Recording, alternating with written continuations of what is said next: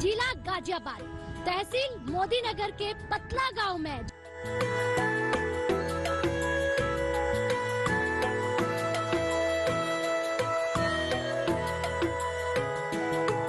नमस्कार, बहुत स्वागत आपका। डीडी किसान देख रहे हैं आप। मैं हूं आपके साथ राधिका चौधरी। डीडी किसान की टीम देश भर में अलग अलग कोने में पहुंचती है और अलग अलग योजनाओं पर बात करती है।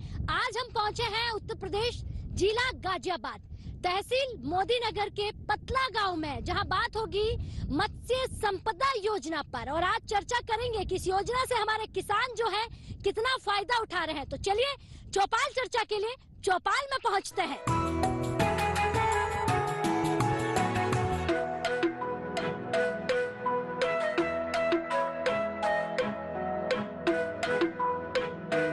तो जैसा हमने आपको बताया कि आज गांव चल रहा है चौपाल चर्चा करने के लिए। मोदी नगर गांव पतला पहुंच गए हैं, चौपाल भी हमारी सज गई है और आज उस योजना पर बात होगी मत्स्य पालन को लेकर। देखिए, अलग अलग योजनाओं पर हम बात करते हैं, गांव में पहुंचते हैं और किसानों के बीच चर्चा करते हैं। आज की चर्चा मत्स्य पालन को लेकर कि हमारे किसान भाई कितना लाभान्वित है और इस योजना से किसानों की आय जो है वो दोगुनी हुई या नहीं।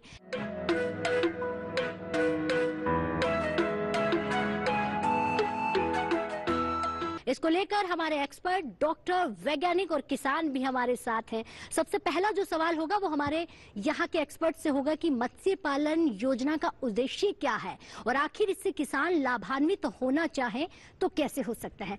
सबसे पहला सवाल, सर नमस्कार। सबसे पहले तो बताइए क्या नाम है और अपने बारे में। मैं डॉक्टर अरविंद यादव हूँ, प्रभारी अधिकारी कृषि विज्ञान केंद्र मुरादनगर गाजियाबाद में तैनात हूँ जी। और हमारा जो आज ये मकसद है, आप लोग यहाँ आए हैं तो आपका मैं डीडी किसान का सबसे तहे दिल से शुक्रिया अदा करता हूँ कि हमारे जनपद गाजियाबाद में किसान भाइयों के बीच आप आए हैं। और इसमें जो कृषि विज्ञान केंद्र है, चूँकि उद्देश्य हमारा बड़ा स्पष्ट है, इसमें उद्देश्य ये है हमारा कि किसानों की आय कैसे दोगुनी बढ़े, जो कि हमारी सरकार की मंशा है। तो इसी सब कंपोनेंट को लेके एग्रीकल्चर एक बड़ा बेहद सब्जेक्ट है। तो हमारे कृषि विज्ञान की तरफ से मैंने खुद अपने यहाँ कृषि विज्ञान पे एक मछली का तालाब बनवा रखा है और जो कि डेमोन्स्ट्रेशन के रूप में किसानों को प्रशिक्षण और वहाँ जाके खुद करके हम सिखाते हैं किसान भाइयों को, जिससे कि वो अपना सीख के आय दोगुनी बढ़ा सकें। क्या बात है, बहुत बहुत ही अच्छा जवाब। एक बार जोरदार से तालियां भी हो जाए। बहुत बहुत धन्यवाद आपका। जी सर, क्या नाम है आपका? मेरा नाम शहजाद है। मैं मेरठ, यहीं पास में मेरठ है, वहाँ कॉल में ज़मीन है मेरी, पेरेंटल लैंड। तो उसमें भी मैंने 5 एकड़ में शुरू किया है और मैंने प्रधानमंत्री जो योजना चल रही है उसके लिए अप्लाई भी किया था, तो उसकी मेरी किस्त भी आ चुकी है। अरे वाह, तालियां होनी चाहिए भाई। अच्छा, कितना फायदा हुआ है? लगता है कि काफी फायदा है। देखिए, फायदे की बात इसलिए हम बार बार करते हैं ताकि आजकल हमारे किसान भाई फायदे पर ही फोकस करते हैं कि अगर फायदा है तो ये काम करना है। देखिए, अभी तो मैंने शुरू किया है, अभी क्रॉप हुई नहीं, निकली नहीं है, तो इसलिए फायदा ये है कि मैं खेती हमारी पहले होती थी तो उसमें प्राइस वेरिएशन बहुत होता है कि अगर आलू का कट्टा आपको 300 का बिक रहा है, 600 का बिक रहा है, लेकिन इसमें ऐसा नहीं है। इसमें जो एक प्राइस है तो 5-10 रुपए का डिफरेंस आता है, वो सबसे अच्छी बात है। तो उसके लिए मैंने इसको स्टार्ट किया। जी, बहुत अच्छी जानकारी। बैठ जाइए। लीज पे जमीन दे रखी थी लेकिन धीरे धीरे पता चला कि इससे कोई फायदा नहीं होने वाला है। क्यों ना मैं खुद खड़ा करूं इस रोजगार को और लोगों को रोजगार दूं और धीरे धीरे इस काम को और भी आगे बढ़ाऊं। यही तो चाहते हैं भारत सरकार की हम यहाँ पर बात करें या फिर तमाम योजनाओं की बात करें जो आपके घर तक पहुंचे और घर तक ही नहीं, आपके दिमाग में जाकर वो घर कर जाए। सर नमस्कार, क्या नाम है आपका? डॉक्टर प्रमोद कुमार, कृषि विज्ञान केंद्र मुरादनगर गाजियाबाद में वैज्ञानिक हूँ। और हम निरंतर, जैसे भी हमारे डॉक्टर साहब ने बताया था कि कृषि विज्ञान केंद्र का उद्देश्य है कि हम किस प्रकार से किसानों को तकनीकी संपन्न बनाएं जिससे कि उनकी आय में वृद्धि हो सके। इसी क्रम में हम लोगों ने विभिन्न कंपोनेंट के साथ साथ हम एकीकृत मत्स्य पालन की तरफ भी विशेष जोर दे रहे हैं, क्योंकि ये एक ऐसा माध्यम है जिसके द्वारा किसान भाई अपनी आय दुगुनी या चौगुनी कर सकते हैं। इसमें हम ये विभिन्न प्रशिक्षण कार्यक्रमों के माध्यम से किसानों को जागरूक करते हैं। जैसे कि अभी एक कृषक तकनीकी कार्यक्रम हमारा चल रहा है, इसमें भी हम किसानों को जागरूक कर रहे हैं। इसी प्रकार एक्सपोजर विजिट के माध्यम से जो अच्छे जैसे हमारे रजनीश भाई ने अच्छा सेटअप तैयार किया है और काफी अच्छे स्तर पर अपना कार्य बढ़ा रहे हैं और किसानों को जागरूक भी कर रहे हैं। इनके यहाँ हम भ्रमण भी कराते हैं। तो इसी प्रकार से हमारा मुख्य उद्देश्य कृषि विज्ञान केंद्र का, हमारी पूरी टीम का ये होता है कि किसानों को पहले जागरूक किया जाए, प्रशिक्षण दिया जाए, फिर उनको उद्यम लगाने के लिए जो भी सरकारी योजना है उनके बारे में, उनके माध्यम से उनको लाभान्वित करने के कार्य करते हैं। जी, बहुत अच्छा जवाब। तो सबसे पहले तो हम उन सर के पास पहुंचते हैं जिन्होंने खुद मत्स्य पालन करके लोगों को एक बहुत बड़ा एग्जाम्पल सेट किया। जी, क्या नाम है आपका? मेरा नाम रजनीश कुमार चौधरी है जी। मैं गांव पतले का निवासी हूँ। हाँ। एजुकेशन से मैं बीटेक MBA हूँ। हाँ। और मैं पिछले 4 साल से मछली पालन कर रहा हूँ। जी। मैंने 12 एकड़ से स्टार्ट किया था और अभी मैं 100 एकड़ में कर रहा हूँ। तालियां होनी चाहिए, क्या बात है, बहुत बहुत बढ़िया। हाँ। और मैं जो मोदी जी की योजना है, प्रधानमंत्री मत्स्य संपदा योजना, वो आज तक की इस इंडस्ट्री में सबसे बड़ी योजना है। इससे पहली जो योजना थी वो मात्र हमारी 3000 करोड़ की योजना थी, जिसे हम ब्लू रेवोल्यूशन कहते थे। 2020 से 2025 तक 20,000 करोड़ इस इंडस्ट्री में निवेश करने जा रही है सरकार हमारी। हाँ। जो कि हमारी सेंट्रल गवर्नमेंट, स्टेट गवर्नमेंट और बेनिफिशरीज। और हमारी सरकार का टारगेट है कि जो हमारा 8 मिलियन मैट्रिक टन डेफिसिट है हाँ। मछली प्रोडक्शन में, हम उसको पूरा करें। और हमारा एनुअल प्रोडक्शन है 22 मिलियन मैट्रिक टन, हमें रिक्वायरमेंट है हमारे देश की। और जिसके कारण हम लोगों को एम्प्लॉयमेंट जनरेट करें, कंट्री को प्रोटीन दे, क्योंकि हमारा भारतवर्ष प्रोटीन डेफिसिट देश है। जी।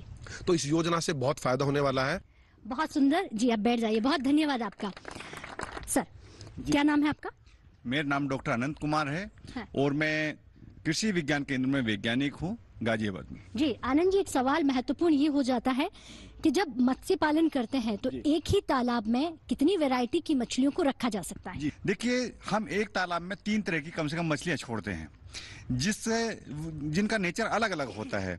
एक मछली होती है जो तली में, जो नीचे की तरफ रहना पसंद करती है। दूसरी होती है वो बीच पानी में रहना पसंद करती है। और तीसरी होती है ऊपरी सरफेस पर रहना पसंद करती है।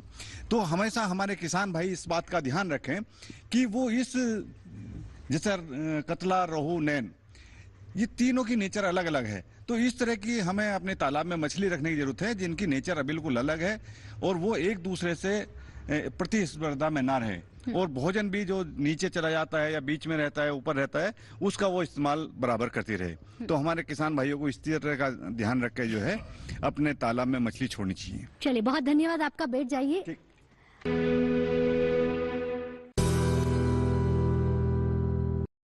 चलिए, मत्स्य संपदा योजना पर अब वक्त हो गया है विशेष रिपोर्ट का। भारत दुनिया का दूसरा सबसे बड़ा मछली पालक और चौथा सबसे बड़ा मछली निर्यातक देश है और देश में काफी संख्या में लोग मछली पालन के काम से जुड़े हैं। इसी को ध्यान में रखते हुए सरकार ने मछली पालन के विकास के लिए बड़ी कवायद करते हुए मत्स्य संपदा योजना की शुरुआत की है। प्रधानमंत्री मत्स्य संपदा योजना की अनुमानित लागत 20,050 करोड़ रुपए है।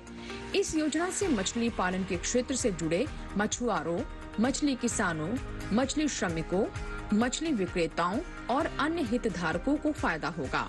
इस योजना का उद्देश्य नीली क्रांति के जरिए देश में मछली पालन क्षेत्र के सतत और जवाबदेह विकास को सुनिश्चित करना है। प्रधानमंत्री मत्स्य संपदा योजना पूरे 5 साल के लिए लागू की गई है। योजना वित्त वर्ष 2020-21 से 2024-25 के दौरान लागू रहेगी। इस योजना से मछली पालन क्षेत्र की गंभीर कमियों को दूर करते हुए उसकी क्षमताओं का भरपूर इस्तेमाल किया जा सकेगा। साथ ही मछली पालन क्षेत्र में 9% की सालाना दर से वृद्धि के साथ 2024-25 तक 22 मिलियन मीट्रिक टन उत्पादन का लक्ष्य हासिल किया जा सकेगा। इतना ही नहीं, इस योजना के जरिए मछली पालन के लिए गुणवत्ता युक्त बीज हासिल करने और मछली पालन के लिए बेहतर जलीय प्रबंधन को भी बढ़ावा मिलेगा।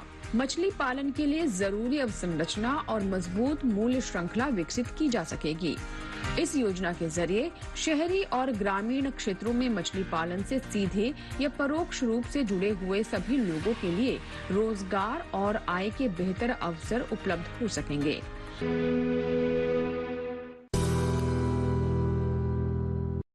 तो चलिए, अब चौपाल चर्चा में वक्त हो गया है छोटा सा ब्रेक के लिए। ब्रेक के बाद फौरन हाजिर होते हैं।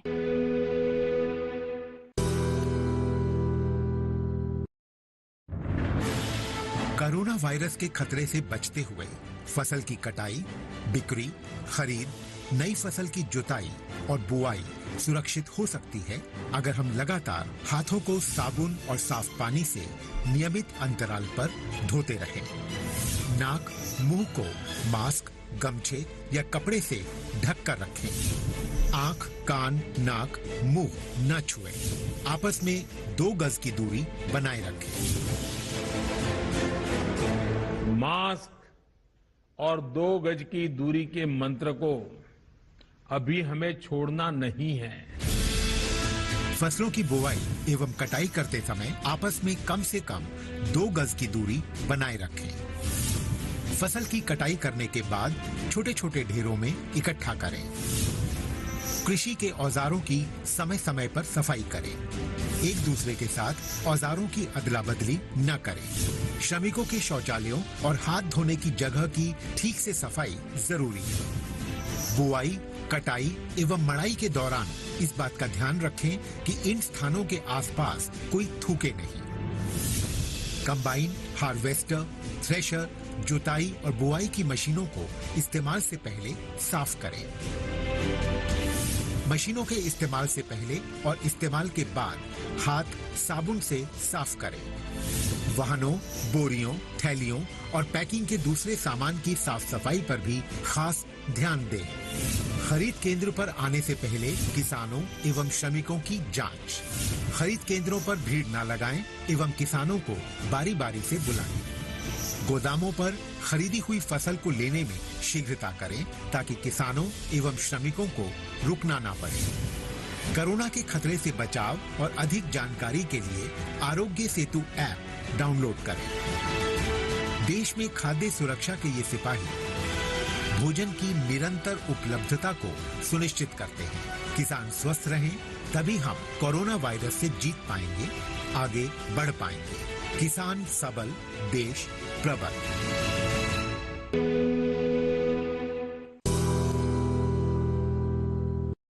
तो ब्रेक के बाद सभी किसान भाइयों का बहुत स्वागत। चर्चा करते हैं मत्स्य संपदा योजना पर।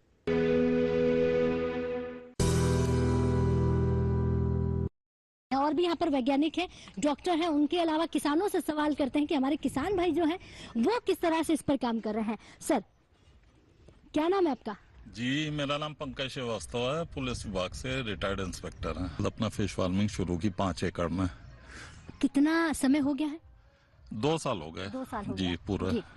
तो अब मुझे ये बताएंगे कितना फायदा हुआ है आपको? नहीं, फायदा तो हुआ है, फायदा हुआ। उसके अलावा हमारे यहाँ काम करते हैं लोग, उनको रोजगार दिया है। फायदा निश्चित है उसमें। कितने लोगों को रोजगार दे रहे हैं आप? इस समय 3 लोग हैं, 3 नौकर मेरे पास। जी, चलिए, बहुत अच्छी जानकारी। सर, क्या नाम है आपका? मेरा नाम है रविराज दीक्षित। मैं भी पुलिस विभाग में इंस्पेक्टर पद पर था, रिटायर हो गया हूँ। और अब आप किसान हैं? अब मैं मत्स्य पालन कर रहा हूँ और मेरे पास इस समय 9 एकड़ में फिश फार्मिंग हो रही है और 15 एकड़ की और योजना है। जी। पिछले 2 सालों से कर रहा हूँ।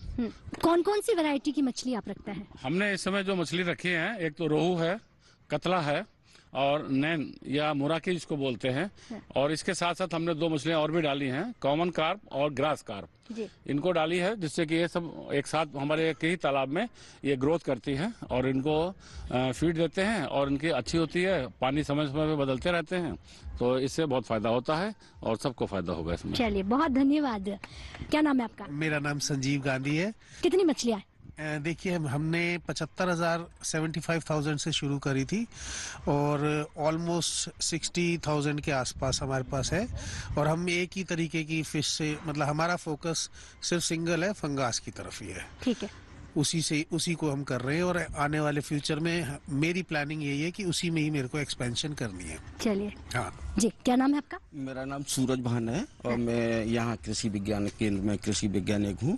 देखिए, जो अभी सरकार की जो मंशा है कि किसान की आय दुगनी हो। आय दुगनी से मतलब कुछ लोग ये समझ लेते हैं कि पैदावार दुगनी हो गई।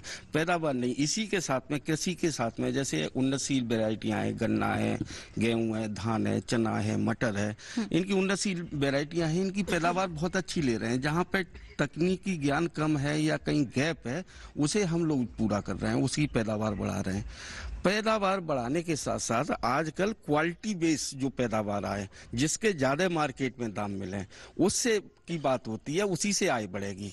खेती के साथ साथ में आप मछली पालन करें, पशु पालन करें, मुर्गी पालन करें, सुअर पालन करें, बकरी पालन करें, ऐसी चीज़ों को बढ़ावा देंगे तभी आपकी आय ज़्यादा बढ़ेगी। ऐसा नहीं कि खेती से आप जैसे गेहूं 60 कुंतल हेक्टेयर का हो रहा है तो एकदम ऐसा तो नहीं होगा कि 120 कुंतल हेक्टेयर का हो जाए।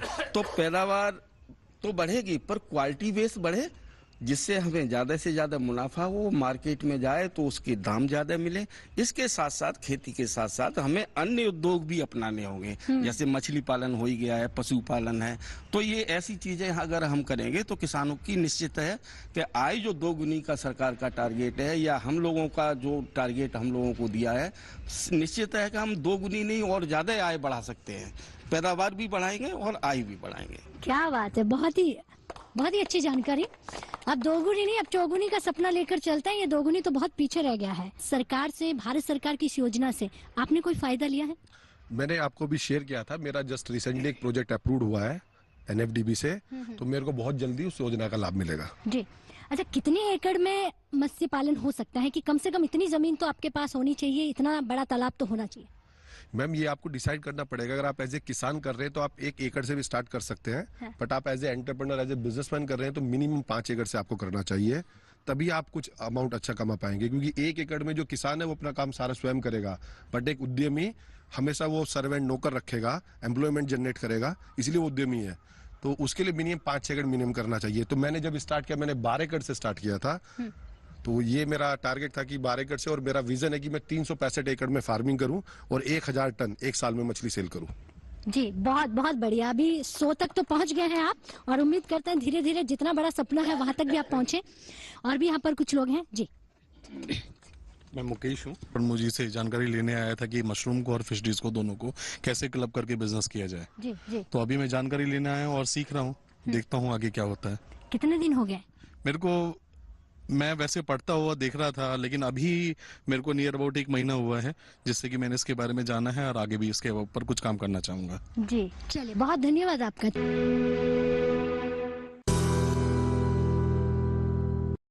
चलिए, मत्स्य संपदा योजना पर अब वक्त हो गया है विशेष रिपोर्ट का।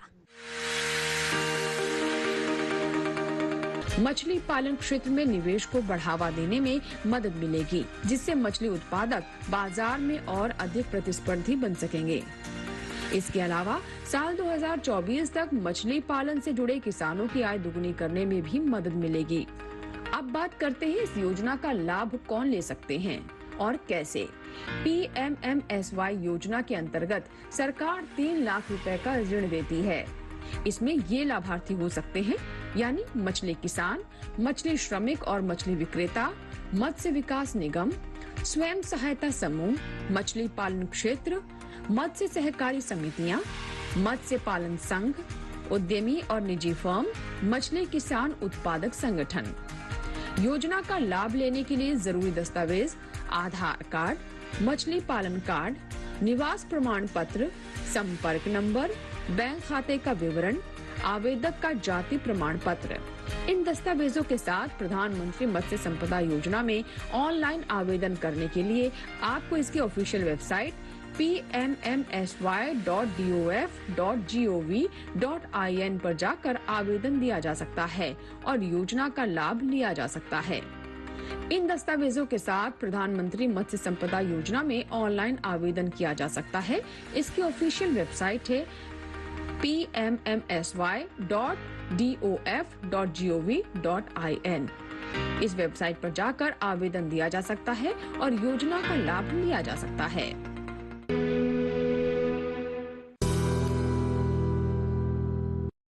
तो चलिए, अब चौपाल चर्चा में वक्त हो गया है छोटा सा ब्रेक के लिए। ब्रेक के बाद फौरन हाजिर होते हैं।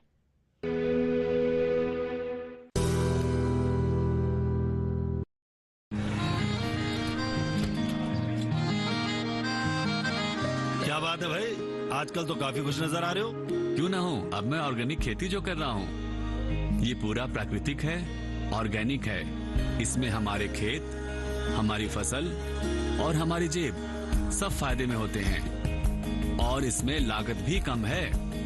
जी हाँ, आप भी ऑर्गेनिक खाद का प्रयोग करें, अपनी फसल और मिट्टी को तंदुरुस्त बनाएं और आपकी आमदनी में इजाफा करें। अधिक जानकारी के लिए किसान call centre toll free number 1800-180-1551 पर कॉल करें और लॉग ऑन करें kisan.gov.in और farmer.gov.in। कृषि और किसान कल्याण मंत्रालय द्वारा किसान हित में जारी।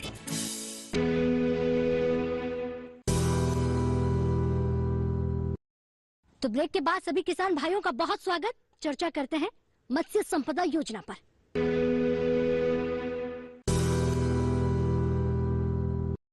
आपका क्या नाम है? मेरा नाम ओमवीर है जी। जी आप बताइए, आप चौपाल चर्चा में आज क्या जानकारी लेने आए हैं? हम तो यहाँ इनके मेहमान मात्र देखने के आए हैं, लेकिन यहाँ फायदा है, हम सुनते रहे, ये हमारे रिश्तेदार है, हमारा भांजा है, ये जो है लड़का जी। तो हम देख लेके आए क्या करा इन्हें। 2 साल में आया हूँ मैं आज यहाँ, तो बहुत तरक्की है यहाँ पर। पहले क्या था यहाँ पर? खेती होती है इनके यहाँ। हाँ 7-8 साल से ये काम कर रहे हैं, बड़ा फायदा है लोगों को। तो बाकी किसानों को क्या कहेंगे जो खेती करते रहते हैं, सिर्फ एक ही फसल पर वो बार बार काम करते हैं, उनको क्या कहेंगे? उनको बताया कि ऐसा तुम भी करो। हमारे गांव में भी लड़का हिस्सा सीख के गया, उन्होंने करा वहाँ भट्टीपुरा में। हमारा गाँव भट्टीपुरा है जिला मेरठ में, उसने भी काम यहाँ सीख के काम करा है, बड़ा फायदा हो रहा है उसको भी जी। चलिए बहुत बढ़िया, बहुत धन्यवाद आपका, बहुत ही धन्यवाद जी। बैठ जाइए आपका। मैं एक और यहाँ पर बुजुर्ग दादाजी बैठे हुए हैं। आपका क्या नाम है? मेरा नाम कृष्णवीर सिंह अलावत है जी, और मैं जिला मेरठ भट्टीपुरा का रहने वाला हूँ। आपकी नजरों ने यहाँ क्या देखा? मेरी नजरों तो मैं तो यहाँ बार बार आता रहता हूँ, देखता रहता हूँ। इनकी तरक्की को देख रहा हूँ कि क्या तरक्की कर रहे हैं ये। अब ऐसी तरक्की आपको भी करनी है या दूसरों को जानकारी देनी कि नहीं देनी? दूसरों को जानकारी भी देते हैं, हम खुद भी करने के नींव में आ रही है। अच्छा, आप खुद भी करेंगे? हाँ जी। चलिए बहुत बढ़िया, बैठिए आप। सर आपसे मैं पूछूंगी, क्योंकि लगातार जब हम एक्सपर्ट से सवाल पूछते हैं तो किस तरह से जानकारी आप किसानों को देते हैं? क्योंकि किसानों की आय दोगुनी करने की बात तो हम करते हैं, लेकिन क्या आप जाकर जो किसान खेती करता है, मान लीजिए वो धान, आलू, प्याज, क्या आपको उनको जाकर ये भी कहते हैं कि इसके साथ कुछ और भी कर सकते हैं आप? और ये जानकारी आप कब और किस तरह देते हैं? जी देखिए, हम 2 तरह की हम कृषि विज्ञान केंद्र के माध्यम से ट्रेनिंग देते हैं अपने किसान भाइयों को। एक ऑन कैंपस, एक ऑफ कैंपस। एक तो हम जितने भी लोग हैं जनपद के, उसे अपने केंद्र पे बुलाते हैं जो इससे संबंधित वो ट्रेनिंग चाहते हैं, तो वहाँ केंद्र पे हम प्रशिक्षण कराते हैं। दूसरा, हम जैसे कोई क्षेत्र पहले से चिन्हित कर लेते हैं कि हमें इस गाँव में जो है मछली पर ट्रेनिंग देनी है, या सब्जियों पर ट्रेनिंग देनी है, या फलों पर ट्रेनिंग देनी है, तो जहाँ जिसका थोड़ा सा स्कोप हम देखते हैं उस तरह की हम ट्रेनिंग देते हैं। तो गांव-गांव जाके जो है हम ये प्रशिक्षण समय समय पे देते रहते हैं। साथ ही साथ अभी एक क्वेश्चन आपने किया था कि जो हमारे फिश फार्मर हैं, जैसे डॉक्टर साहब ने बताया कि हम तालाब के किनारे जो है अगर मधुमक्खी के बॉक्स अगर हम रखते हैं तो बहुत अतिरिक्त जो है आय उससे भी प्राप्त होती है। इसी के साथ साथ और मैं अवगत करा दूं अपने किसान भाइयों को कि जो हमारे जो पाथ बने होते हैं, जो रास्ते बने होते हैं तालाब के किनारे, उस पे हम केला लगा सकते हैं, उस पे हम नींबू के पौधे लगा सकते हैं, उस पे हम अमरूद के पौधे लगा सकते हैं, उस पे हम सब्जी, देखिए समय समय पे जो सब्जियां आती हैं तो वो सब्जियां सारी हम उस तालाब के किनारे कर सकते हैं। हम करौंदे की खेती उस पे किनारे पे कर सकते हैं। तो आप देखिए कि आम के आम और गुठली के दाम जो कहावत है वो हम कर सकते हैं। जैसे मान लो तालाब में तो हम मछलियां ले रहे हैं और किनारों से जो खाली जमीन पड़ी हुई है उससे हमारे किसान भाई जो है वो फल, सब्जियां या फूल उगा के जो है वो अतिरिक्त आय ले सकते हैं। तो इस तरीके से जो हमारा एक पूरा इंटीग्रेटेड फार्मिंग का सिस्टम है वो हम कराते हैं। तो इस तरह से हमारे किसान भाई जो भी खेती कर रहे हैं वो बहुत ही अच्छा, दुगनी नहीं, वो कई गुना जो है इनकम हमारे किसान ले रहे हैं। और वो अपने मुंह से ही बताते हैं कि डॉक्टर साहब नहीं, आय दुगनी का तो बहुत छोटा कॉन्सेप्ट है, उससे ज्यादा बहुत हम आगे बढ़ चुके हैं। तो इस तरह के अगर हमारे किसान भाई सभी लोग जो सुनते हैं और वो खेती में आगे आ रहे हैं तो वो उन्हें आर्थिक आय प्राप्त हो रही है। जी जी, चलिए बहुत धन्यवाद आपका। क्या नाम है आपका? नमस्कार मैडम, मेरा नाम अभिजीत झा है और मैं दुर्ग छत्तीसगढ़ से आया हूँ फिशरीज की ट्रेनिंग लेने के लिए। जी, तो कितने दिन हो गए आपको? मैम 2 दिन हो गए हैं और 2 दिन में सर ने काफ़ी कुछ सिखाया। इसके अलावा जो ट्रेनिंग है सर ने तो बताया, इसके अलावा सर का हम लोगों को काफ़ी सपोर्ट रहता है।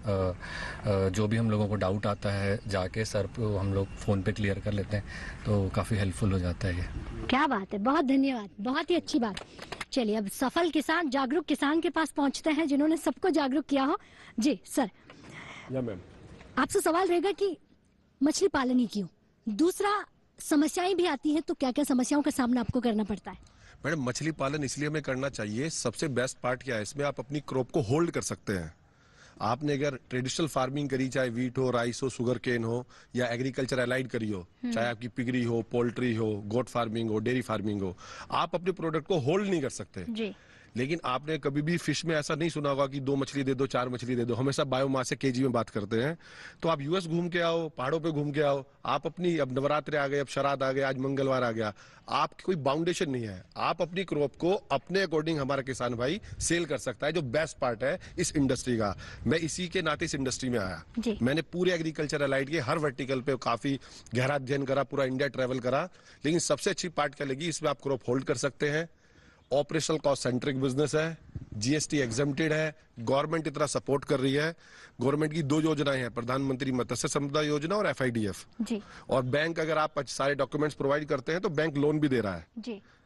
और जो इसमें हर्डल्स हैं, क्योंकि हमने सब सक्सेस की बात करी, कुछ हर्डल्स भी हैं इसमें।